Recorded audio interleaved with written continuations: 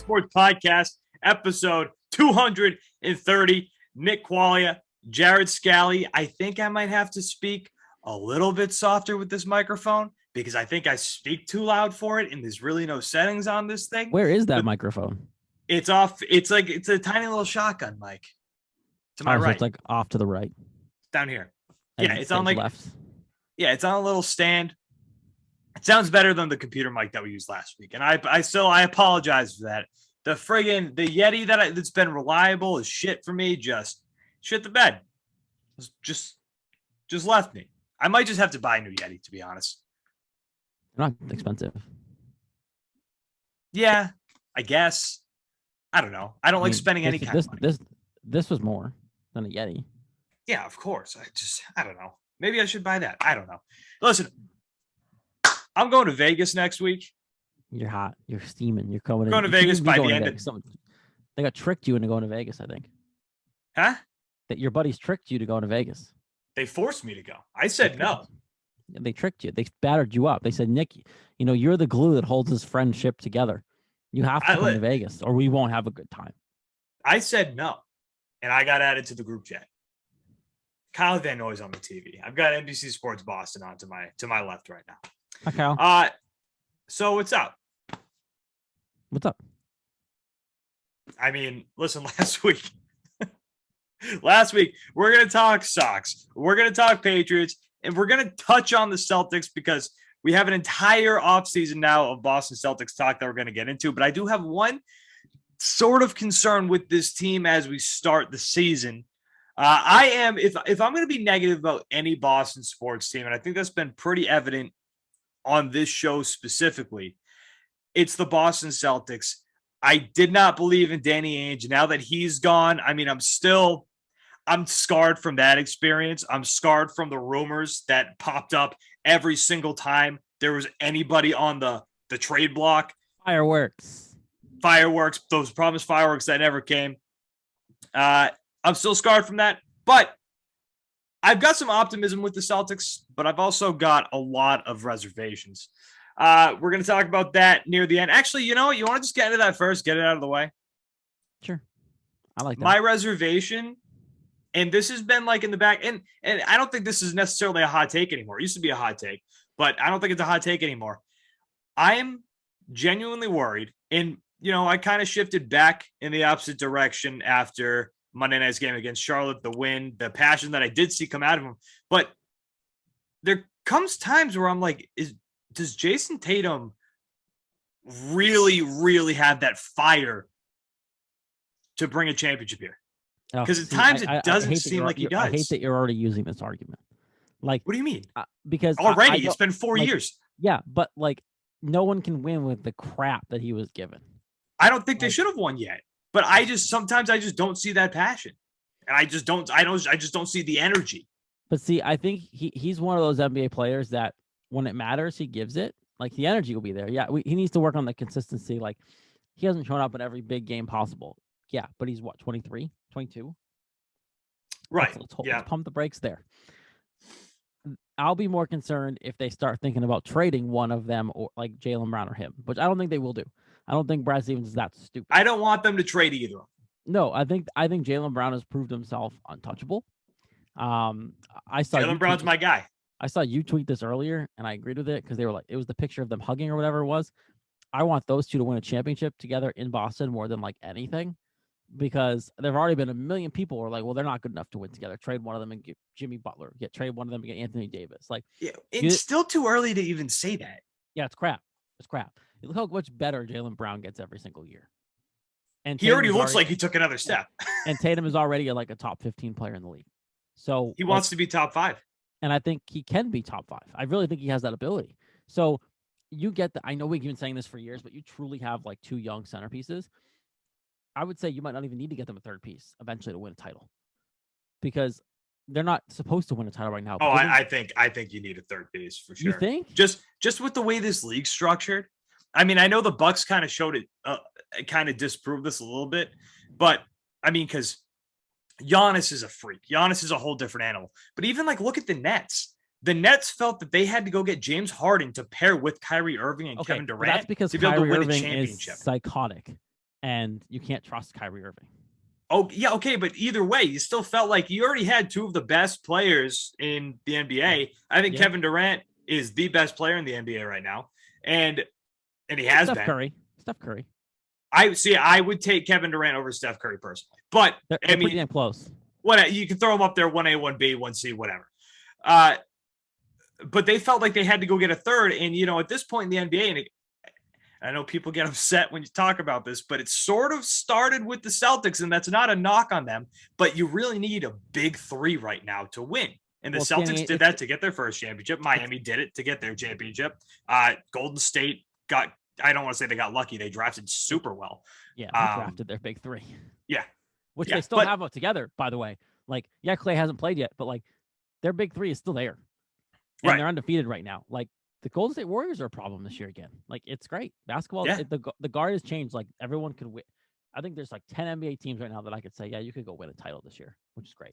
Right. And what I'm saying, like, I'm not against Jason Tatum at all. Like, I love Jason Tatum.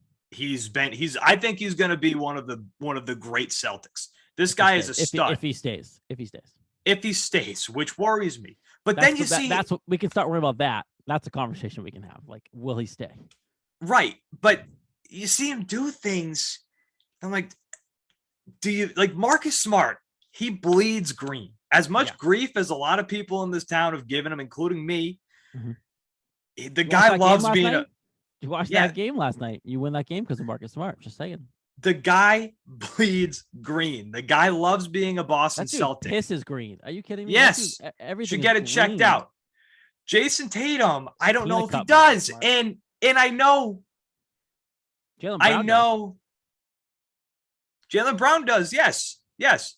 And it's super hard. The Lakers jersey, a lot of people were giving him grief for it, which, I get to an extent, but Kobe was like his guy. Kobe was the reason. Yeah. Yes. Kobe was the reason he got in the NBA. I really can't fake get upset about that. I saw a lot of people upset about that. I can't get fake upset about that.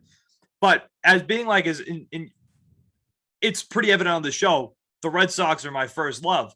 And, if I saw Poppy wearing pinstripes, that would rattle me. Do you remember that SportsCenter commercial? Yeah. He put the Yankees hat on. Yeah, a long with time Wally. ago. It's like that when Wally was like, "Oh, what?" I think it's two totally different circumstances, honestly. Like I can't get mad at Jason Tatum for wearing that Lakers jersey. I saw people mad at him on Twitter. This. If you want to use the Red Sox, compare it to Mookie Betts. What Mookie Betts left, right? And now he's on a Dodger uniform. What if Jason Tatum later on leaves and ends up in a Laker uniform or a Clippers uniform even? Like, yeah, but it's the rivalry aspect. It's like the Lakers are the Celtics rivalry. It would be Mookie Betts going to the Yankees. That's true, and it didn't happen. So that's it would be Mookie Betts wearing pinstripes while he was a member of the Red Sox. Like that's because that's basically what that was. Yeah, no, that's 100%. what happened. Yeah, it was weird. And it's funny because the one thing that tweaked me a little bit as a fan of the Celtics was when the video had Tatum have that on and he was putting it on and tucking it in, he was like, "Oh, I dreamed about this for a very long time." I'm like, "No, I know. Shut your mouth." No. And again, like I get it. Like Kobe was his mentor. Kobe was his guy, and obviously, like we all grew up watching Kobe play. Like right, and through the horrific circumstances that obviously happened. I mean, yeah, I give him that meant a lot to him, and I'm okay with that. Absolutely. But do you think Tatum has the patience? I think Brown does. I think Brown wants to be here. It seems like he wants to be. He did like the juice pop up in the Seaport. Like I think he wants to be here.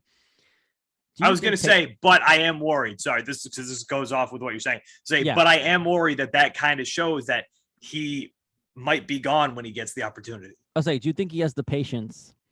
Because I think the worst thing that could have happened to them was that they were so good when Kyrie got hurt. Like they went to the Eastern Conference Finals against LeBron. They were one game away from the finals, and then they all got in their own heads. And then obviously Danny split the team apart. It didn't help the cause, and he started trading pieces like for no reason. Like what happens if Danny just got rid of that whole? They went to the conference finals and Danny broke the team up. Danny Ainge is wild. Danny Ainge is crazy. So this is also a piece of this too. Is like, does Tatum have the patience? But how long are we going to be patient with Brad Stevens? Right? Like I don't give criticism for anything he does this year because he had to clean up what Danny did. Right? Like he had a year. And think about Chaim Bloom and Dave Dombrowski. You can't give crap for Chaim Bloom for trading Mookie Betts and doing some of the things he had to do to clean up the Dombrowski mess in the farm system, right? And the money situation. You can't give Brad Stevens any crap. The product is on the floor right now, and the roster that Brad Stevens ended up getting together with all the crap that Danny Ainge left him, I applaud him. Like, I think for what he had to deal with, bringing Josh Richardson's a good piece. Getting Dennis Schroeder to sign for a 1-year deal is a good addition. Al Horford coming back, so I think a good value add on a low money deal. Like, these are things that, next year, if he doesn't take that step, then we can criticize him. But like, does Tatum have the patience to wait this out? Because it's going to take a couple years to. No, I think he plays out his contract here, the one he signed. No one's going to trade Jason Tatum because they all want him to be here like a lifelong Celtic. But like, do you think after that deal's over, he's going to go, I'm good. I'm going to go play for the Knicks. I'm going to go play for the Lakers. Like, The Lakers are who I'm worried about the most. I don't know. I can see him going to I don't see him being like a Miami person. Dude, he loved Kobe Bryant. Kobe I know. was his guy. I think the Lakers are the only one that I could see. But like, look at Paul Pierce. Paul Pierce was a diehard Lakers fan. He never went on to play for him. He had opportunities to leave, right? He almost did leave a couple times, and he didn't. I think Tatum's here for a very long time, if not his entire career. But I also know that in this day and age, it's very hard for that to be a thing. Like, right, and you never know your entire career. You never know with like the outside influences with guys being like, "Hey, well, look at come Durant. play he's here." Like he's boys with Durant now and all the Olympic trips. And like, good for Tatum. He's a part of the Olympic teams. He won a gold. But like, those are trips that conversations start to happen all the time. And we were excited for that because of Bradley Beal. Then Bradley Beal's gone. Bradley Beal's like, I ain't coming to Boston. I ain't going anywhere. And now they're like undefeated. The Wizards have lost like one game, I think, now because they lost. Yeah, no, but didn't Bradley Beal leave because he got COVID or something? Yeah, he ended up leaving. He ended up leaving early, which kind of like was a the was Olympics. A shot in the Yeah. He never actually, he got COVID. Yeah, but yeah, no. But going back to like the Jason Tatum wearing Lakers uniform thing, I saw a lot of people pissed off about that. I can't get mad over that. Like, that doesn't make sense to me to really get mad over that. But at the same time, it worries me that he could be gone eventually because, like, if he if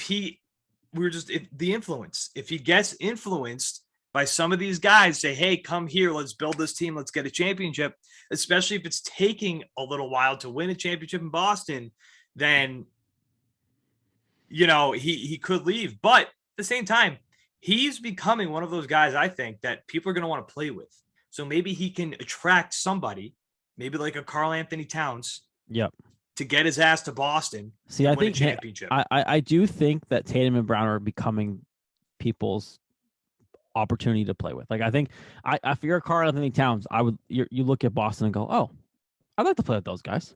I could help them.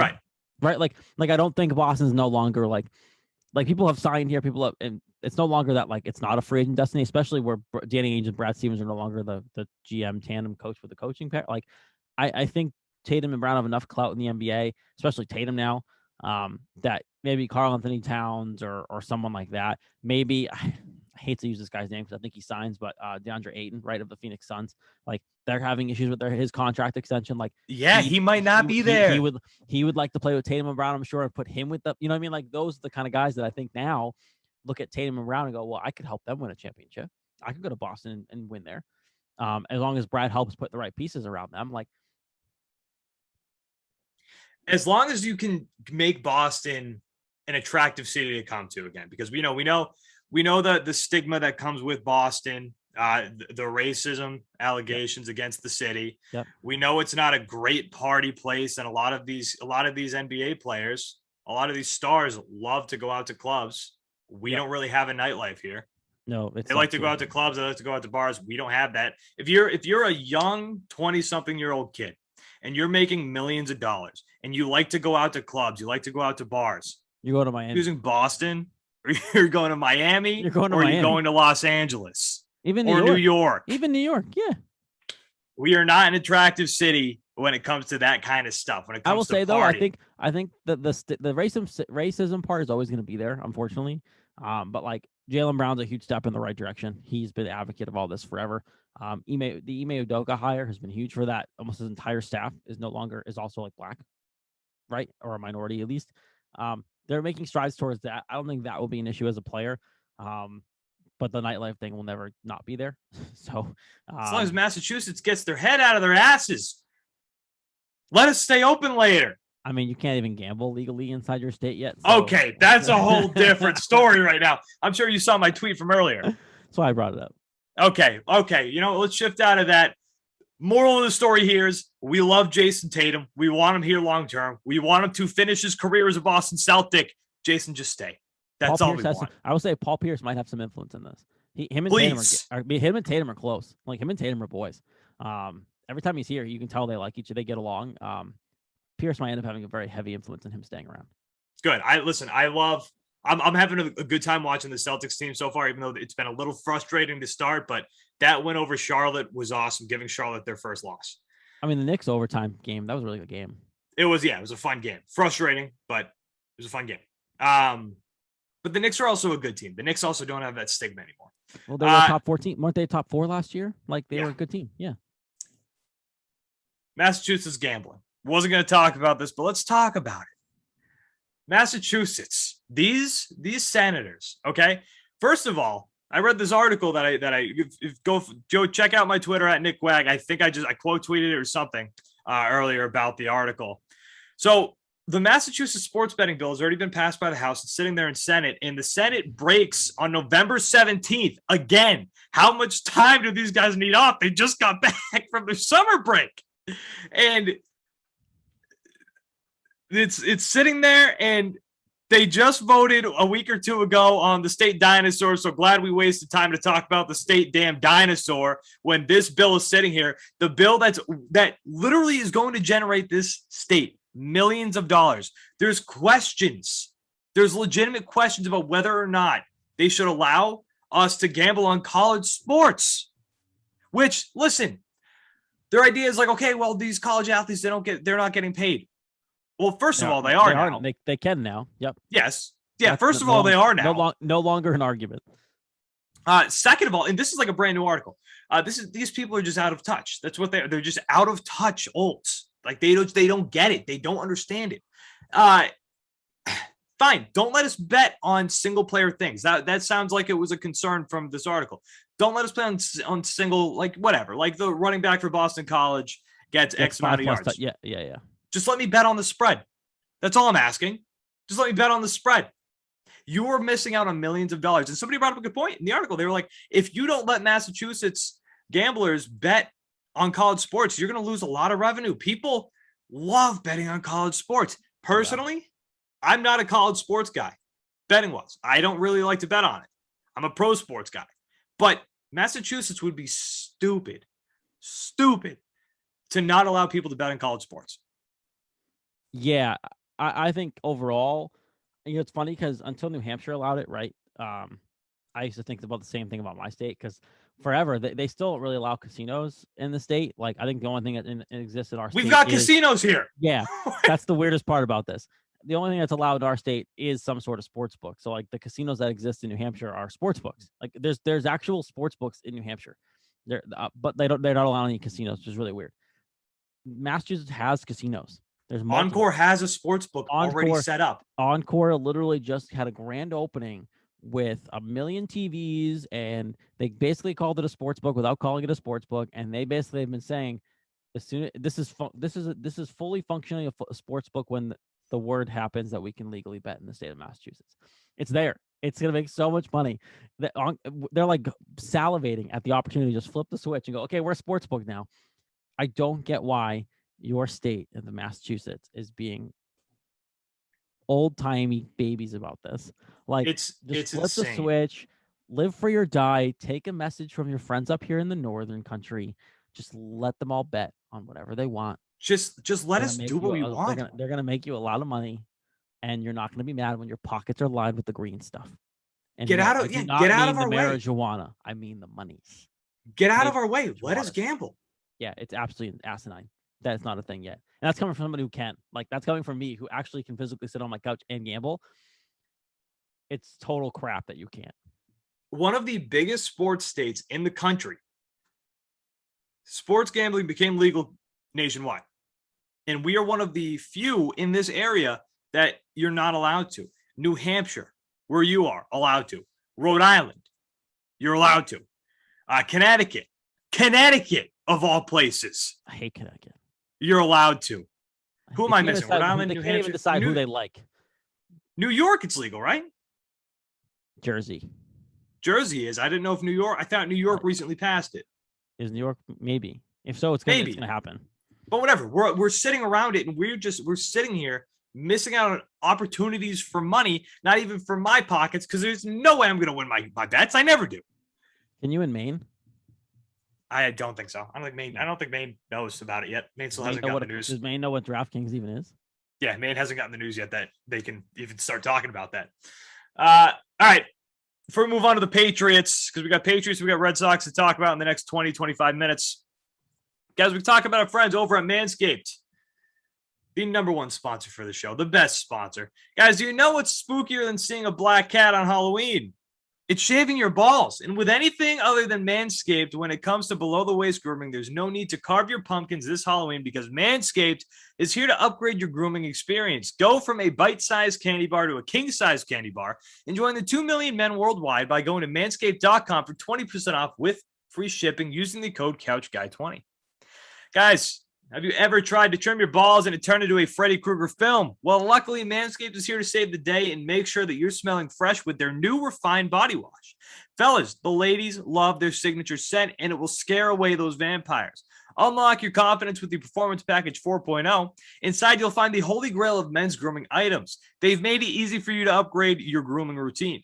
It's a full moon out, and the werewolf in your pants is howling. It's time to tackle that problem with the Lawnmower 4.0. Their finely tuned Pew products feature a cutting-edge ceramic blade to reduce grooming accidents thanks to their advanced skin-safe technology. The Lawnmower 4.0 is easily the greatest ball trimmer on the planet. Oh, and did I mention that this trimmer is waterproof too? This trimmer is a shower essential. The Performance Package 4.0 also includes the Weed Whacker, a total game changer to your men's hygiene arsenal. The Weed Whacker is a nose and ear hair trimmer that provides proprietary skin-safe technology that helps prevent nicks, snags, and tugs in those delicate holes. Seal the deal with Manscaped's liquid formulations, their Crop Preserver Ball Deodorant, and their Crop Reviver Ball Toner. We'll make sure that your pumpkins stay fresh. Trust me when I say this, fellas, your balls, they're going to thank you. Manscaped even threw in 2 free gifts to their Performance Package 4.0. The Manscaped Boxers and the Shed Travel Bag. Bring your comfort and boxers to another level. If you're looking like a werewolf and haven't cut your nails recently, be sure to look into the Shears 2.0 Nail Kit. They have a bunch of other life-changing products on their website, so be sure to check it out. Listen up. Get 20% off with free shipping using the code CouchGuy20. At manscaped.com. That's 20% off with free shipping using the code CouchGuy20 at manscaped.com. Stay trick or treat to your beautiful new Halloweeny with Manscaped. All right. Now, Jared's MIA. Jared's gone. I'm just going to wait. I'm going to wait.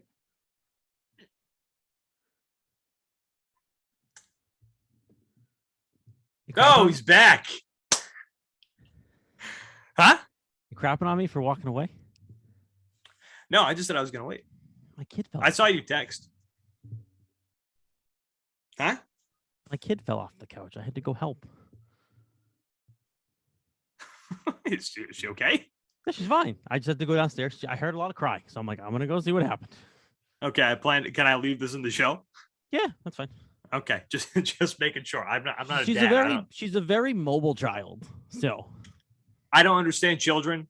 My girlfriend makes fun of me for this. I cannot tell you from the age of 3 to the age of 6 what age they are. I thought a 3-year-old was 6. The other day I saw a 6-year-old. I thought he was like 4. And Amanda was like, no, this kid is 6. I was like, what? How do you know? How can you tell? And she was right. yeah, I can't either, to be honest with you. But I mean, Laura, Kids make no sense. Kids don't make any sense. But yeah. All right, so let's talk about the Patriots, and then we can get into the Red Sox. So, Patriots beat the Jets, laid a beating on the Jets, 54-13. Jared. Yep. How much stock can you put into that win? Because might I remind you, the Jets stink at football. They just aren't good. I think you can take some stuff out of it, not a lot, but look, I think this is the hard part because I think a lot of people, if they want a close game against the Jets for some reason, right? People would have been like, "Oh, see, that's a terrible one. That's a terrible win." Like, that would have been a real problem. That would have been a real problem. But why can't we look at a blowout and go, "No, I think that's a good sign. They actually blew out. They did what they're supposed to." I can tell you, but I can tell you why. Because if they're close, the Jets suck at football. Because the Jets suck. So if you're close to the Jets, you're like, "Oh man, that's not good." But then if you blow them out, you're like, "Okay, that's what you were supposed to do." So really, there wasn't really an opportunity for them to come out of this game. But this is what the good teams do. Like think about the Brady days, right? If they don't steamroll the Jets, you're concerned. If they do, great. It's another win. You move on. That's how I want to feel with this team. That means they're moving. The Brady days, they would drop one to the Jets yearly. they would whoop them yearly, and they'd say, "Hey, let's have fun with it." But like, I look at the Bucs game. I know it was a loss. I look at the Cowboys game. I know it was a loss. They both shouldn't have been. Those two games combined with a blowout win to the Jets like this, like, okay, they're going in the right direction. They have a good team. They're better than 3-4. That's just what their record is right now. Like, and the Jets win makes me feel better about they have a tough game this week against the Chargers, but like, I also thought they were going to get smoked by the Cowboys and the Bucs, and they didn't. So like, I think that they're 3-4. They should probably be 5-2 right now. I mean, you're right where they should be, or they maybe not should be 5-2, because I'm still not convinced if Nick Folk nails that field goal. I'm not convinced that Tom Brady doesn't turn it on in that last minute and then it does what we saw him do here for so long and just move his ass down the field and they win by a field goal. But if they went forward on 4th down, then they would have won, which they should have done. Okay, yeah. But now, I talked about this briefly last week. We talked about the Bucs game. We talked about the Cowboys game as moral victories in a sense where you saw some flashes and they held their own with two of the best teams in the entire league. The Cowboys are one of the best teams in the entire NFL, and so are the Bucs. But now coming up with the Chargers this week, I think you have to win this game because even if it's close, moral victories, who cares? Because you have to win some of those games that are close if you're going to be playing with the big dogs. It's a statement game for sure. Because my point, what I'm saying about the Jets game, that matters more if they win this weekend, right? Like, think about if you can say, if you want to know the stock on this game is out on jury right now. If you want to know about the stock on the Jets game, tell me Monday after they play the Chargers. If they beat the Chargers, then sure, that means the Jets game was really something. If they lose to the Chargers, then go, it was just the Jets. Like, but I can still take positives from the Jets game because look, Mac Jones looked phenomenal again. Threw over 300 passing yards for the first time in his career. The running game was great. Damian Harris, Brandon Bolden, phenomenal. Like, good things. Isaiah Wynn looked better, right? Like, there's good things came out of that game. But overall, am I happy about a win? Yes. Can I be fully bought in that the Jets win means a lot? Well, no, because I want to see them actually win a team that they might not supposed to beat. But the Chargers they're good. Don't get me wrong. The Chargers are good. But I think they're beatable compared to like the Cowboys and Bucs. Like, I would have expected them to beat the Chargers before the Bucs and the Cowboys anyway. See, I would expect to beat the Cowboys before you beat the Chargers just because the Cowboys had that reputation of falling apart at times. The Chargers, I'm a big Justin Herbert fan. I think Justin Herbert's going to be a fucking problem in the NFL for a long time. I think this kid is a stud. Austin Eckler. Austin Eckler. Yeah, I have him. He's great. Is right behind Derrick Henry for me this year. Just based off of viewing, I think Austin Eckler is the second best running back in the league. Mm-hmm. I do. And I think Jonathan Taylor is right there behind him, which is wild that we are into this total different situation with running backs than what we were at the start of the year. I think right now it's Derrick Henry, Austin Eckler, Jonathan Taylor, and then give me Zeke. Give me Zeke at 4. I've been on Zeke since day one. Everyone's like, Zeke's he sucks. Kicking ass. No, he didn't suck. It's called his quarterback for an entire season. Like, what is he supposed to do? Zeke is kicking ass, and he looks explosive again. That's what he didn't have for a little while. Mm-hmm. I just traded for Zeke in one of my fantasy football leagues because I am 1-6, and we're going to talk about fantasy football a little bit later. I am 1-6 in my big money league, and did I tell you what our punishment is for the toilet bowl? Oh, man, I looked at videos this morning just to see what I potentially could be running into, but it's a toilet bowl. So we have a playoff bracket for the Yep. losers, and whoever loses the playoff bracket, which I'm in clear position to do. I've only beaten one team, and weirdly enough, it's the team that's in first place. One of his only losses. But I've lost to everybody else. Do you know what a tens machine is? A what machine? I think it's called a tens machine. It's the birth labor simulator. Oh yeah. I think you did tell me, but this is the one that was your idea. And now No, you this wasn't my idea. Oh, I thought it was your idea. No, this is my buddy. This is one of my buddy's ideas. They have a machine. We already have it. We don't have to go get one. We already have one. Oh God, good luck. And I mean, dude, look, sitting at 1-6, but like I've got Saquon Barkley, I've got Dave Montgomery. Like I'm just waiting for them to come back, but I'm screwed. I'm 3 games out of the last playoff spot right now. But hey, Yeah, I think biggest comeback of the year. I just got to win out. Just win the toilet bowl. Just win the toilet bowl. I just got to win out. No, I want to make the playoffs. So I have to get to 6, but I don't know if I can. I got porked in one. I got porked in my big money league. I can tell you that story too. But back to the Patriots game. So I couldn't agree with you more. Where the Jets game, we don't know how much stock you can put in this yet until we see what they do against the Chargers. But there were a lot of bright spots in this game. Like to me, and you know I'm a big offensive line guy. The offensive line looked great this weekend. Isaiah Wynn, looked like the guy that we thought he was for the first time all year. Yep, he pancaked a dude, mm-hmm. blew him up. Mm-hmm. This offensive line. And this offensive line looked good without Trent Brown. Yep. Trent Brown comes back. It's a whole different animal. And when the offensive line's playing well, Damian Harris plays well. Yep. And that's the story that we were sold coming into this year.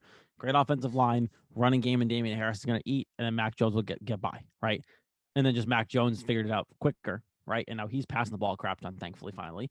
And now the offensive line is starting to figure it out, which means now Mac Jones becomes even more dangerous, which you saw this weekend, because the run game can actually function. Right.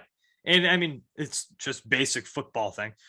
Your run game's working well, then you at least you can then develop the passing game, because now they have to worry about, okay, and are they he going is to run the ball or so good in the play action. I don't know what the numbers are in front of me, but like Mac Jones is lethal. I mean, he's good anyway, but like he's lethal in the play action game. So like, I think it's clear at this point that Mac Jones is going to be very good for a while in this league. Yeah, I'm telling you, and I know they're not a great. They're record wise, they're under 500. They shouldn't be, whatever. If you're a Patriot, the Chargers stunk last year, but we knew Justin Herbert was good. And then this year they're really good. Like, yeah, it's not going to take that long. Look, if you're the rest of the league and one of those so-called Patriot haters from the years, right? I hate Tom Brady. I hate the Patriots for winning. You look at Mac Jones in a Patriot uniform and want to barf, because you go, those guys are not going to be bad for more than maybe 2 seasons, depending on how this year goes, because last year they obviously sucked in camp. Like maybe 2 years of being terrible, and now they're going to be back in the title contention again starting next year. If not this year, but probably not this year. Like starting next year, I expect them to be back in the hunt every year, because they found their quarterback. And you know what? You know what is an important thing to note with like the AFC East specifically is everybody knows the Bills are a wagon. The Bills are probably top 2 team in the league, not just the AFC, in the league. But we've seen it now where that long-term success doesn't last. Like what we've seen is that the Patriots, what they did for 20 years is fucking incredible. Not a because thing. Look at the Chiefs right now. The Chiefs that were the next dynasty. You remember in the early 2000s, the mid 2000s, the Seahawks, the next dynasty. What happened there? You look at the Chiefs right now, the next dynasty. We have the same record as the Chiefs. The Patriots have the same record as the Chiefs right now. The Chiefs, and granted, I think they will. I think they'll figure it out. I think. Who knows though? Their defense is horrific. Yeah, it's not good. But even the offense isn't playing great. Nope. And I know they've got a lot of injuries on the offensive line, but it just goes to show that maintaining this success isn't as easy as the Patriots really made it look for 20 years. And the Bills, I think they're going to be good for a while. It's not what I'm saying here, but I wouldn't be shocked if they take a step back in a year or two, because that's just what seems to happen. You take a step back and then you reset and do it again. Like that's the standard of what should happen. And you look at the relationship too. I know we talk about this a ton, like with Bill and Brady, like clearly it was rough towards the end, but like you think about how they all managed that for 20 years. And they made it work, and they won, and Brady continuously took pay cuts. Like the only reason why they were good for so many years is because Brady barely was paid what he was worth, if at all.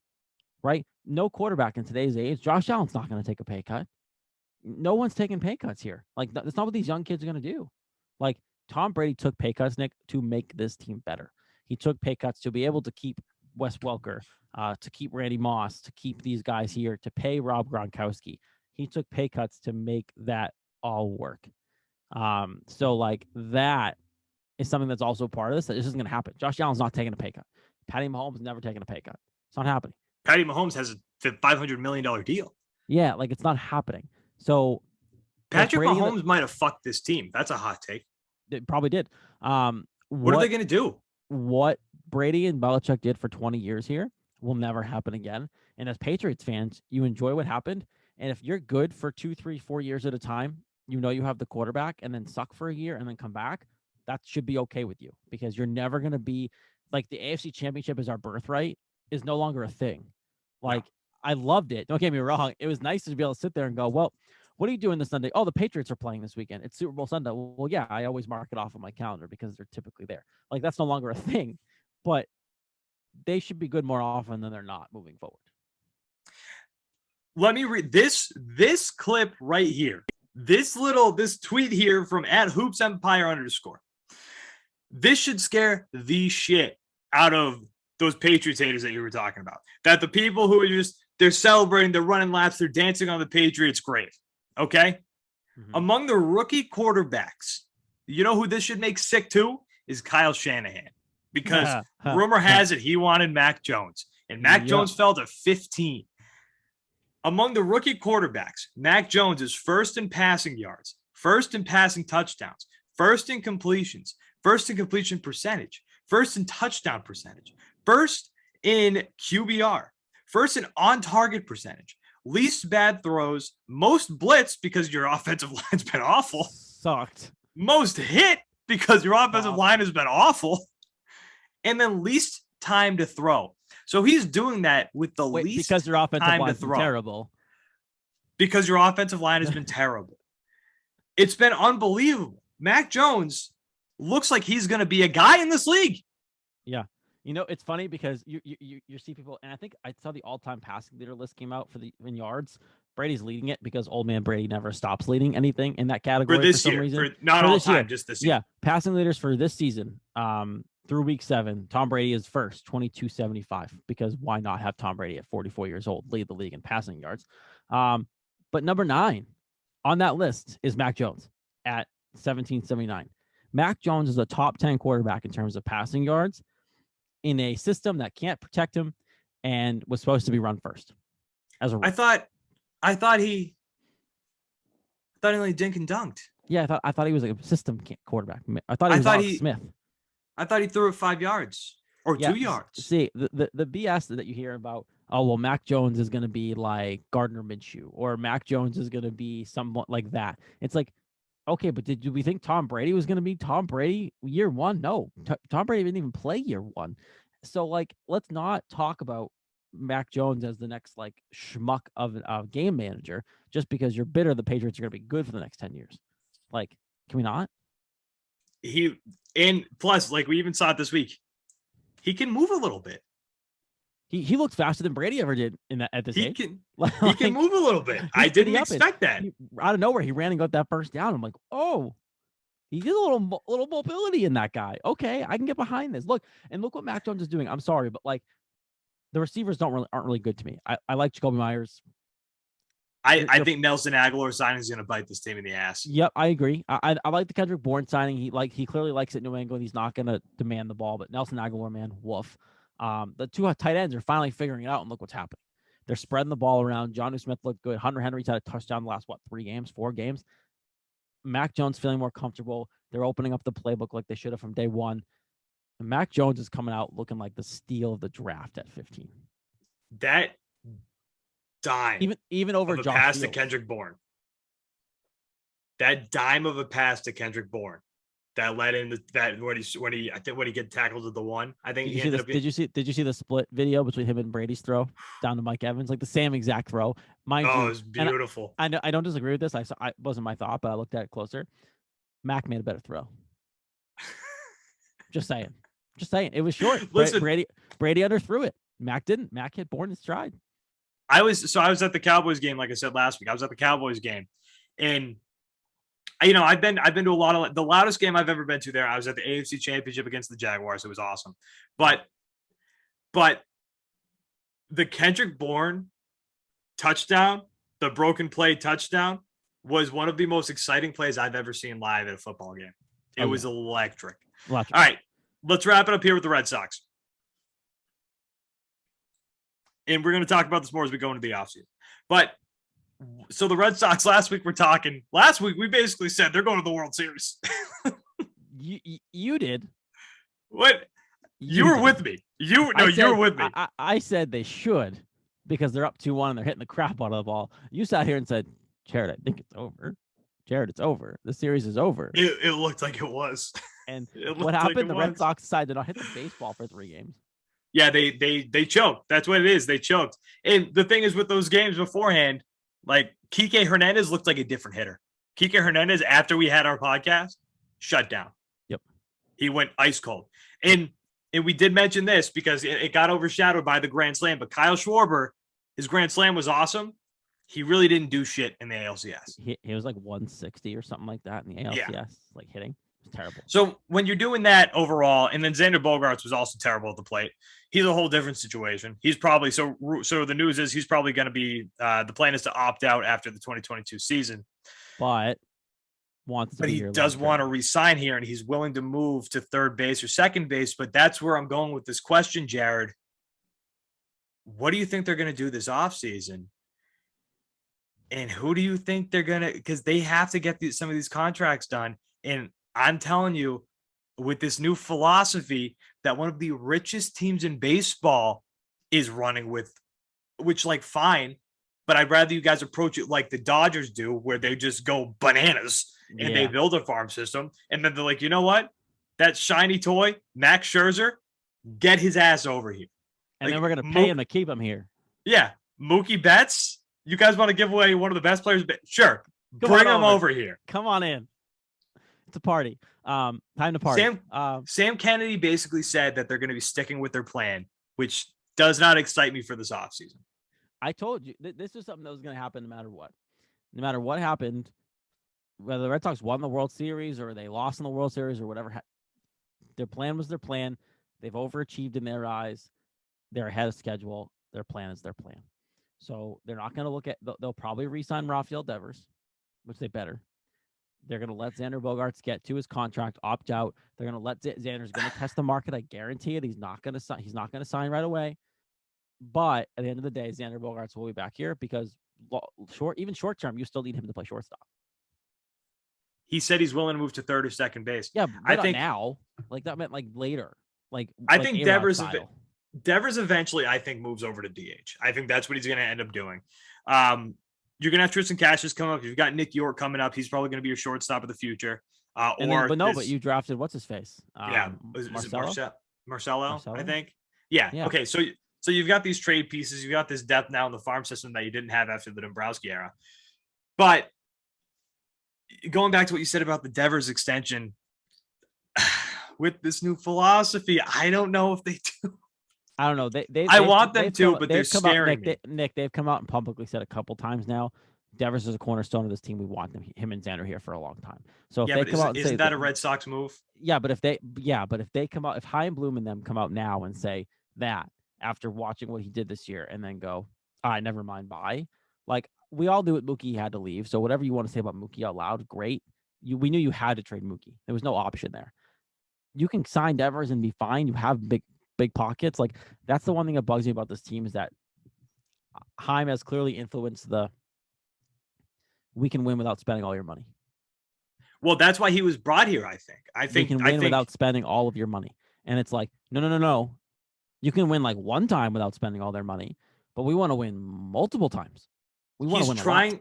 He's trying to build what the Dodgers are doing, which excites me in the sense where like the Dodgers are spending money. But they have to spend money to do that though. Like, I know, but the Dodgers, I'm not going to go back to when Andrew Friedman got hired. I don't know what the case was at that point, but I'm hoping that they build a strong base, which is what the Dodgers did. And then they create this long-term success, which is, I think, what they've been saying their plan is. So I'm not too excited for this offseason. Max Scherzer, sexy free agent. We'll wrap it up here. Max Scherzer, sexy free agent. Iglesias, is that his last name? In Los Angeles? The closer? Yeah, I think so. You need a closer, but his name is too big and he's going to get money. I don't think you sign him. I think we're going to get – I think Red Sox fans are going to be disappointed this offseason because you're just going to move you starting. I would like a closer. I would like a starting pitcher and maybe another bat. No, what's going to happen is Jose Iglesias will be re-signed as your second baseman next year. You're going to end up with Matt Barnes closing next year. He's signed. You're going to end up with Matt Barnes closing, and then you might bring in a starter who no one knows who they are. Well, so I think the starting rotation, if they talked about extending this qualifying offer to Erod, I think your starting rotation very well could be Chris Sale, Evaldi, Erod, Pivetta, and then either Houck or Whitlock. Because a lot of Red Sox fans don't know this because he was a surprise this year. Garrett Whitlock's a starting pitcher. Yeah, he's not a bullpen arm. He's not a closer. He's a starter. Yeah, he's a starting pitcher. So like, I think Tanner Houck would be a great long relief guy and maybe closer. Or a trade bait. If you want to trade him, you get a lot for him. But I don't know if that's the Heim doesn't have the balls to do it. Yeah, I don't think that's the Heim Bloom way. I think Heim Bloom is going to sacrifice. And, if they did what they did this year, it was all gravy to them. Yep. They got deep into the playoffs. Wasn't the game plan.